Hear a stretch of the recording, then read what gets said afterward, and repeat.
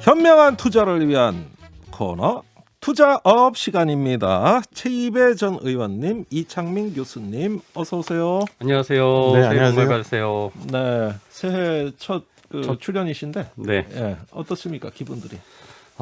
일단 눈이 와서 너무 힘들고? 뭐랄까, 힘들고 너무 춥고 예. 진정한 겨울을 오랜만에 만난 것 같은 느낌. 예. 예, 우리 이 교수님 새해 복 많이 받으셨어요? 저는 어제 눈 때문에 너무 고생을 해서 예. 차를 그래요? 길거리에다 버리고 집에 들어가서 그러니까 어제 그런 분들 길거리에. 많잖아요. 예, 그 차 아. 오늘 찾았습니까? 오늘 찾아서 집으로 다시 가는데도 한 2시간 걸렸어요. 네, 고난의 행군입니다. 자, 그러면은 올해는 2021년 새해 경제를 한번 전망을 해보기로 하겠습니다. 제가 점쟁이가 아니라서 그래가지고 전망은 하고 싶은데 못하니까 오늘 두 분 도움을 좀 받을까 해요. 네. 자, 먼저 이창민 교수님이 올해 금융수장들의 그 신년사를 좀 눈여겨보셨다. 이래 말씀하시는데 올해 수장들의 신년사 어떻게 보셨습니까? 네, 일단 신년사를 제가 눈여겨본 이유는 두 가지인데요. 하나는 이제 올해 정책 기조들을 말에 담아내시는 거잖아요. 경제 네. 정책 기조. 그다음에 두 번째는 제가 더 주목하는 부분은 일단 경제부처 수장들이 굉장히 많은 정보를 가지고 계시잖아요. 예. 그 근거하에서 판단을 하시는데 그래서 그 뉘앙스를 좀 잘 읽어야 된다라는 예. 취지고요. 그래서 나눠서 좀 말씀을 드리면 예. 일단은 홍남기 경제부총리랑 은성수 금융위원장, 예. 그러니까 소위 말하는 정부 입장에서는 어떤 워딩을 하셨냐면, 근데 총 네 분인데 예. 일단은 관통하는 건 저희 저번 방송에서 얘기했지만 실물과 금융의 괴리를 걱정해야 된다라는 건 네 분이 관통을 하셨어요. 아, 그래요. 예. 똑같이 다 똑같이 대해서 얘기를 말씀하셨고. 하셨고요. 아주 의미 있는데 뭐. 예, 예. 근데 이제 아무래도 이제 실무 부분은 소득이나 고용이 지지부진한 거에 대해서 예. 정부 부처, 그러니까 그 경제부총리랑 금융위원장은 그래서 예. 거기에 정부가 올해 집중을 좀 하겠다. 특히 취약계층 예. 이런 거에 조금 더 포커스를 두고 말씀을 하셨는데 예. 이제 이주열 한국은행 총재랑 윤석헌 금융감독 원장 두 분은 뭐냐면 예. 이분들은 이제 조금 더 금융시장이나 금융시장 안정 측면을 좀 더 보시잖아요. 예. 그래서 저는 오히려 그 하는 총재 예. 그래서 굉장히 강한 톤으로 지금 금융시장이 조금 너무 과열되고 부채도 많다. 아하. 이런 것들을 굉장히 강한 톤으로 경고를 하셨어요. 예. 그래서 그게 제일 의미 있는 것 같아요. 네. 자, 말씀을 종합해 보면 그 실물 경제는 위축됐는데 금융 시장은 활활 불타고 있으니 네, 이게 그렇죠. 이렇게 따로 놀아도 되겠냐 이런 부분에 대한 어떤 그 의미 있는 지적들이 있었다는 그렇죠. 이야기 네. 같네요. 그러니까 좀 시장, 특히나 주식 시장이 오늘도 뭐 이제 드디어 그 종가가 3,000을 넘었잖아요. 무난히 뭐 예, 넘겼어요. 그래서 이제 3,031포인트까지 갔는데 예. 이제 이게 이렇게 너무 지나치게 지금 주식시장이 과열된다라는 느낌을 다 이제 지금 받고 있어요. 모든 분들이. 물론 주식 투자한 분들은 계속 오르면 좋지만 네. 뭐 이게 무작정 항상 계속 올라갈 수는 없는 거기 때문에 음. 그 과열에 대한 우려를 굉장히 그 하는 총재인 이주열 총재와 홍남기 부총리가 두 분 다 강력하게 말씀하셨거든요. 네. 그래서 이걸 약간 시장에 구두 경고를 내려주는 거예요. 좀 한번 이렇게 차분해야 된다. 뭐 이런 얘기를 했는데 문제는 이분들이 그런 말씀을 하셨는데 안 통해요. 안 통해요? 시장이 그런 얘기가 나왔는데도 불구하고 음. 지금 개인 투자자들이며 기관이며 뭐 계속 매수세를 이어가고 있으면서 이렇게 3천을 넘어가는 걸 보면서 예. 이거 진짜 어떻게 보면은 통제 불능 상태의 그 모습이 보일 수도 있겠구나라는 우려가 더 커지는 상황이다. 저는 그렇게 아하. 보고 있고요. 그래서 아마 이주열 하는 총재께서 그렇게 말씀하면서 또 하나가 얘기했던 게 이게 단계적으로 자원 배분의 효율성을 높여야 된다. 그러니까 지금 돈이 오로지 이제 부동산과 주식 이 자산 시장으로 쏠려가고 있고 네. 실제 돈이 필요한 기업들에게는 못 가고 있는 거거든요. 네. 그래서 이제 뭐 어제 뉴스도 몇 군데에서 나오던데 중소기업들이 지금 대출을 뭐 그 받는데도 이제 한계에 도달해서 뭐 예. 힘들다, 뭐 자금 경색이다 이런 얘기를 하고 있어요 현장에서. 그러면 자본시장 통해 조달하면 안 됩니까? 그러니까 이제 주식시장 통해서? 그 주식 시장이라는 거는 결국 이미 상장된 주식에 사고 파는 것이지 예. 그게 그 기업에 바로 들어가는 돈은 아니거든요. 그러니까 이런 중소기업들이 상장회사가 아니고 유상증자를 쉽게 할 수 있는 회사들이 아니기 때문에 네. 결국은 대출을 받아야 되는 건데 예. 은행권에서 또 이런 대출에 대해서 유동성이 너무 많이 풀린다고 또 걱정을 하면서 대출을 지금 계속 그 잡으려고 하잖아요. 예. 그러면서 이게 하여튼 신용 경색이 지금 오히려 산업 현장에서 일어나고 있다. 예. 그래서 이 부분 때문에 자원의 효율성을 높일 수 있는 방안을 강구한다라는 그런 이제 메시지를 낸 거거든요. 예. 그래서 뭔가 이게 이제 정부 쪽에서도 이거를 바탕으로 뭔가 그 중소기업들이나 뭐 이런 쪽 자영업 쪽에 더 아까 말씀한 취약계층 쪽에 어려운 쪽에 뭔가 자금이 더 들어가게 하는 정책이 나올 것 같습니다. 자, 예. 저 같은 금융 문맹자는 이 대목에서 한 번 더 확인할 상황이 있어요. 지난 연말에 문재인 대통령 야 주식 3천 올라갈 거야. 한국 네. 경제에 희망이 있어. 이렇게 말씀하셨어요. 네. 그러면 좋은 거잖아요. 일단은 주식값 올라가고 이러면 뭔가 희망이 느껴지잖아요. 이게 그렇죠. 왜 문제라는 거예요, 이게.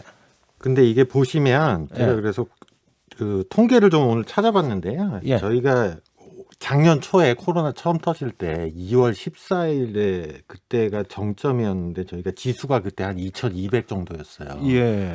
근데 문제는 뭐냐면 두 달 있다가 4월 19일에 저희 1,400까지 떨어졌습니다. 두 달 만에. 와, 그럼 지금 절반도 안 되네? 코로나 여파로. 예. 그렇죠. 예. 근데 그때 언론에서 무슨 얘기했었냐면 예.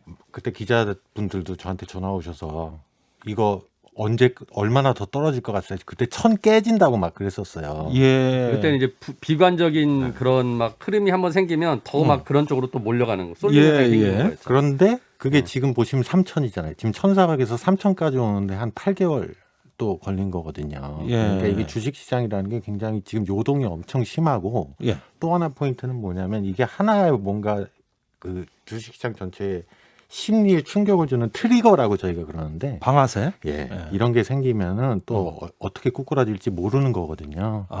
그러니까 불안정성이 심하다. 불안정성. 요게 문제라는 네, 네, 말씀이시네요. 네, 네. 자, 이렇게 된 이유 누가 뭐래도 저는 동학개미를 맞습니다. 일단 거론해야 될 것 같습니다. 자, 동학개미들 이렇게 막 사들였어요. 예. 그러면서 영끌 투자도 있다, 뭐 네, 비투도 비투하고. 있다 말이 많았습니다. 자, 그런데 이런 동학개미들과 함께 공매도 금지 조치가 있었다. 이제 여기서부터 이제 제가 좀 무력해지거든요. 어려워지죠. 이것 뭔 말이지? 네. 예.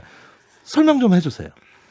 예, 공매도라는 거는요. 제가 지금 주식이 없는데 예. 주식을 빌려 가지고요. 예. 일단 그 제가 주식이 없는데 주식을 빌려 가지고 먼저 팔아요. 그래요? 예, 그런 다음에 나중에 주식을 사서 갚는 거예요. 근데 이제 그건 뭐냐면 그런 짓을 왜 해? 주가가 없는데? 떨어질 걸로 예상하면 그러니까 주식을 아. 파시는 거는 예. 그런 거잖아요. 주가가 떨어질 것 같으니까 파시는 거잖아요. 예. 그래서 지금 팔고 예. 그다음에 나중에 떨어진 상황에서 다시 사면 차익이 생기잖아요. 일종의 아하. 투자 기법이에요.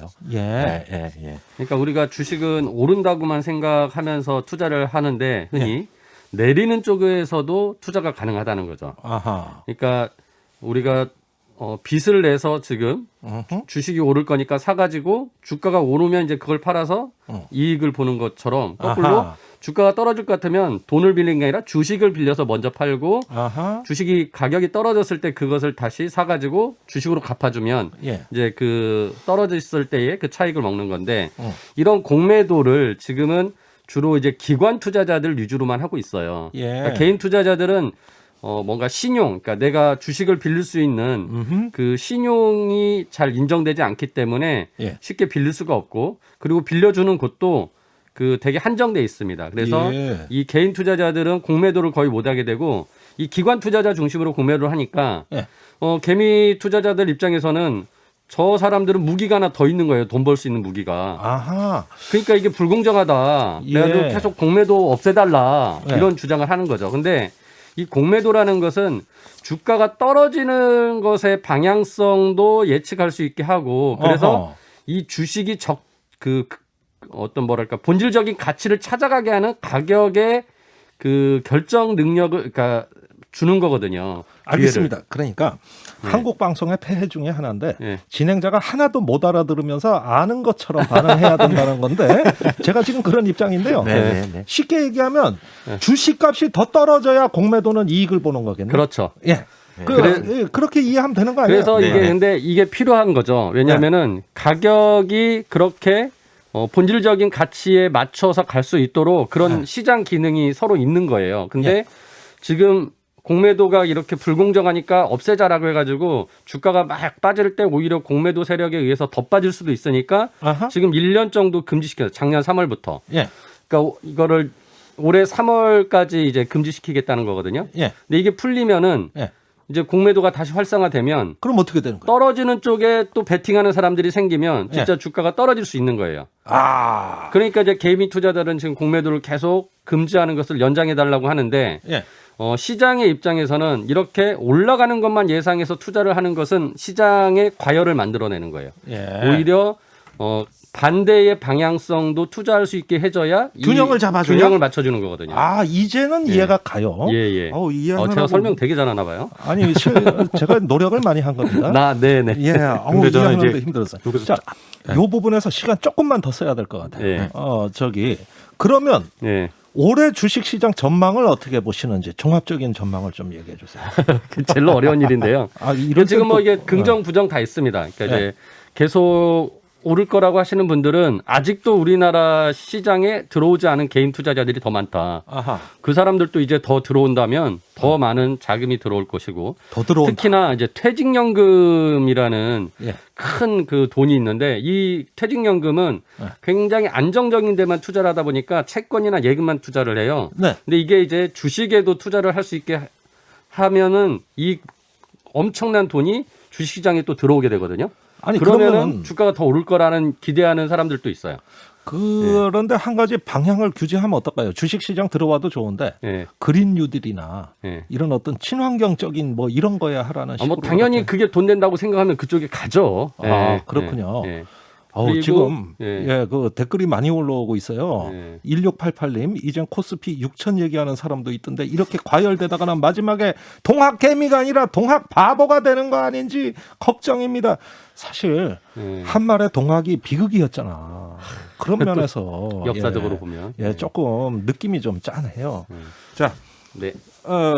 일단 주식시장 얘기는 뭐 그래서 아쉽지만 그렇게 긍정적인 부분도 있고 이제 어. 부정적으로 보시는 분들은 지금 아까 전에 과열이고 이게 실물과 괴리돼 있기 때문에 예, 기업들이 실적이 나오면 예. 오히려 더 이제 조정이 심하게 이루어질 수도 있다. 아하. 그래서 이제 뭐 양쪽의 의견들이 지금 팽배합니다. 아, 네. 그래서 지켜봐야. 뭐 그렇죠 뭐. 예. 알겠습니다. 역시 예. 또 빠져나가십니다. 자, 대기업 수장들 신년사도 나왔어요. 예. 예, 그런데 현대차 정인선 회장의 그 신년사가 주목되는 게 다른 그룹 대표하고는 전혀 달리 산재 이슈를 사망사고 소식들을 예. 직접 언급을 했습니다. 이런 점에서는 참 신선해 보이네요. 예, 다른 데는 뭐 그런 거 없었죠? 그러니까 뭐 그 현대차에서 일하는 하청 노동자분이 이제 아무튼 그 사고를 당했는데 예. 일단 그래서 신년회 같은 것도 행사를 열지 않고 음흠. 애도하는 마음을 먼저 전달을 하고 예. 무엇보다도 이제 이런 그 사고가 일어나지 않게 안전한 환경 조성과 음흠. 안전사고 예방을 위해서 총력을 기울이겠다라고 아. 이렇게 총수가 직접 나서서 얘기를 했어요. 그래서 그래요. 뭔가 이제 안전에 대한 투자도 더 좀 할 것 같고요. 예. 그래서 아무튼 현대차 그룹 전체적으로 이런 부분에서 정말 좀 더 앞서갔으면 하는 그런 바람을 한번 같이 말씀을 드리고요. 네. 아무튼 지금 산업재해에 대해서 뭐 지금 중대재해기업처벌법이 이제 오늘 법사위 그 국회 법사위를 통과를 했는데 예. 아무튼 그거에 대한 또 법사위가 아니라 법안 소위. 법안 소위, 예. 법사위 대 법안 소위에서 예. 일단 통과를 했는데 계속 논란이 많습니다. 내용 예. 때문에 뭐 지난주에도 우리가 말씀드리긴 했지만 그래서 뭐 기업의 입장을 반영하겠다라고 하면서 정부 여당 쪽에서 굉장히 많이 후퇴된 측면이 있고 뭐 다 호퇴했죠. 뭐. 중요한 거는 아무튼 근데 이제 기업 현장에서 이렇게 안전에 대한 의식을 더 높게 하고 실제 돈을 투자하고 예. 그래서 안전한 환경을 만드는데 좀 기업들이 먼저 좀 이제 솔선수범하는 모습을 보여줘야 된다라는 뭐 아니, 그것을 그러니까 좀 기대해봐야죠. 법안이 이제 발의가 되니까 예. 정부는 공무원 처벌 대상에서 빼달라. 그렇죠. 대기업은 그룹 총수 빼달라. 네. 그다음에 중소기업은 영세업체 빼달라. 뭐 서로 이제 결국 이래서 다 이제 누더기가 된 거거든요. 네 맞습니다. 예. 그래서 아무튼 저는 그 정의선 부회장이시죠? 회장. 회장 되신 건가요? 네, 아, 예. 회장. 회장님 거기서 하나만 보태면 제가 2019년인가요? 미국 그 글로벌 기업들 CEO들이 예. 거기에 비즈니스 라운드 테이블이라고 거기도 이제 경영자 모임에서 어떤 선언을 했냐면 예. 이제 기업들이 이윤국 대학뿐만 아니라 소비자와 노동자들도 기업들이 챙기고 가야 된다라는 선언을 했어요. 예. 그게 일종의 새로운 변화된 경영 환경에 맞는 경영 철학을 선언한 거거든요. 예. 근데 그거와 어떤 트렌드와 맞춰가는 첫 번째인 것 같아요. 첫 알겠습니다. 번째라기보다는 이제 최태원 회장하고 두 분이 하시는 건데 예. 다른 분들도 이런 것들을 조금 다른 재벌 정수들도 좀 따라가셨으면 좋겠습니다. 알겠습니다. 지금 뭐 크게 기업들에서 이제 ESG라고 해서 예.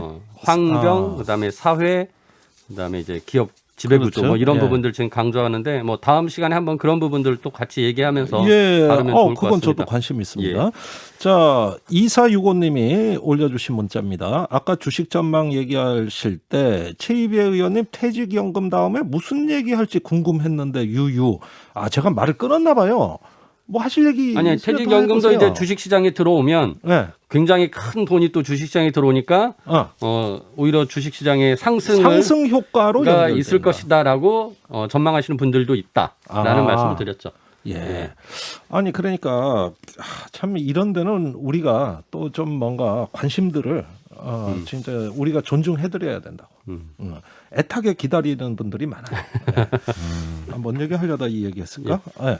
아, 이창민 교수님 생각도 궁금합니다. 2465님이 또 문자 올려주셨어요. 주가 전망. 요 부분 하고 넘어가라는 거요. 말씀하세요. 지금 화면에 계속 올라옵니다.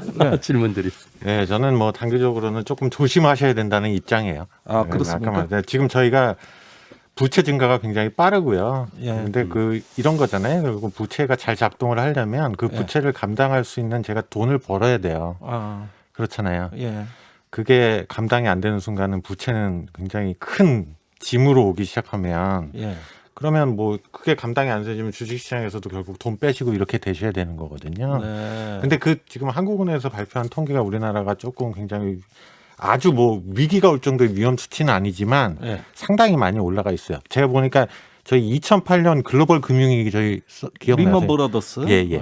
그때의 부채 증가 속도랑 굉장히 유사해요. 한국이. 예. 그러니까 한국 통계. 특히나 이제 가계 부채가 굉장히 급속도로 늘어나는 것. 예. 아니 그때도 집 살려고 막 부채냈던 거 아닙니까?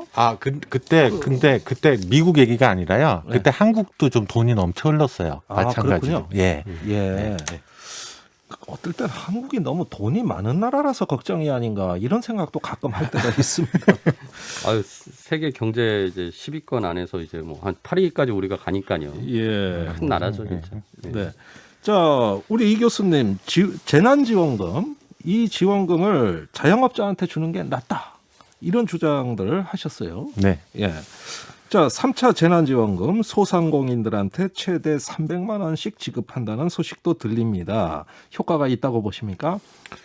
예, 뭐 저는 뭐 그게 낫다고 보고요. 근데 효과는 이제 나와봐야 아는 거니까. 근데 사실은 지금 이제 이슈는 또 4차 재난지원금 가지고 이제 뭐 국무총리랑 이재명 지사랑 또 한판 붙었어요. 예, 또 세게 설전을 붙으셨더라고요. 했어요. 근데 제가 보면 그렇게까지 세게 붙으실 일은 아닌데 왜냐하면 두 분 다 재정을 확대를 해서 지원을 해야 된다는 거는 동의를 하시는데 예. 사실 뭐 선별이나 이런 거 가지고 너무 과하게 붙으시는 것 같아요. 근데 그래요? 저는 그 부분에 있어서도 약간 향후에도 저는 선별적 지원의 기조는 맞다고 보는 게 예. 저는 그러니까 뭐 재정을 아껴야 된다 이런 집착을 해야 된다 이런 것보다는 예. 사실 지금 코로나 위기가 얼마나 더 갈지 예측이 불가능해요. 근데 장기적으로 가면 저희가 몇 번의 또 위기가 올 수도 있거든요. 네. 그러면 그때마다 이제 정부가 또 개입을 해야 돼요.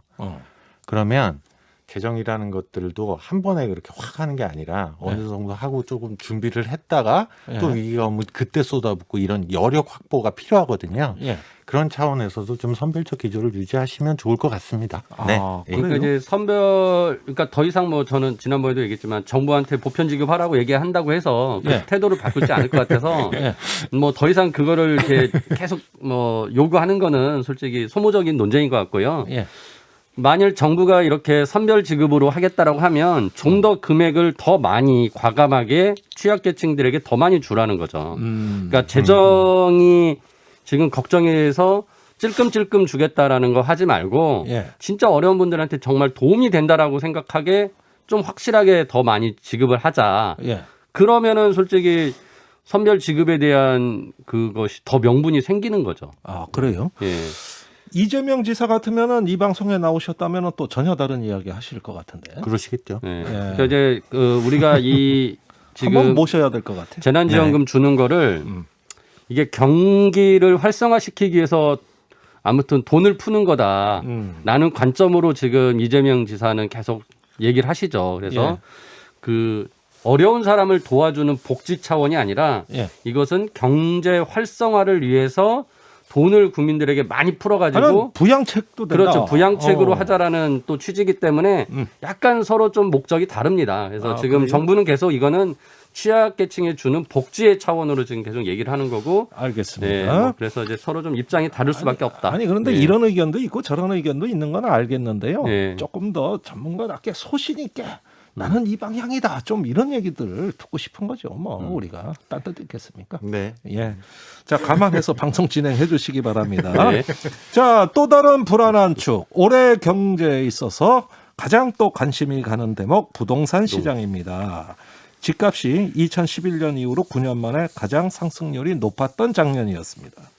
정부 대책 무지한히 많이 나오고 있습니다. 예. 실수요자들 올해 월세, 전월세 어떻게 바라봐야 될까요? 아, 지금 이제 뭐 전문가들이 여러 군데에서 지금 그 전망을 하고 있는데요. 예. 뭐 가장 좀 이렇게 우리나라에서 오랫동안 연구했던 이제 KB에서 그 부동산 보고서를 냈는데 네.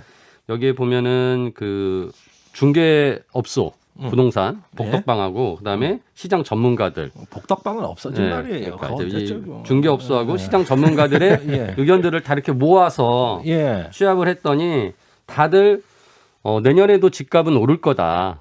하지만 2020년처럼의 그 상승률은 만큼은 안 될 거다. 예. 라고 전망한 게 가장 우세를 하더라고요. 아, 그 전망이 가장 우세하다. 예. 그래서 이제 지금 뭐 어떻게 보면은 주식 시장에 뭐 지금 과열 얘기한 것처럼 부동산 시장도 굉장히 이제 그 뭐랄까 좀 과열의 기미를 보였죠. 그러니까 정부가 이게 어떤 대책을 내면은 이게 심리적으로 지금 더 집을 빨리 사야 된다라는 압박으로 느껴진 거예요. 지금까지. 예. 그러다 보니까 뭐 앞서 말씀드린 뭐 이제 그 전세 수요가 매매 수요로 전환되거나 네. 뭐 저금리로 인해서 유동성이 풍부해지거나 뭐 부동산 또 그 임대차 3법이 뭐 통과되면서 그걸로 인한 효과 뭐 이런 이제 논리적인 이유도 있겠지만 네. 저는 그것을 넘어서는 심리적인 요인 때문에 오히려 작년에 굉장히 부동산이 거래량도 가장 최대였고요. 예.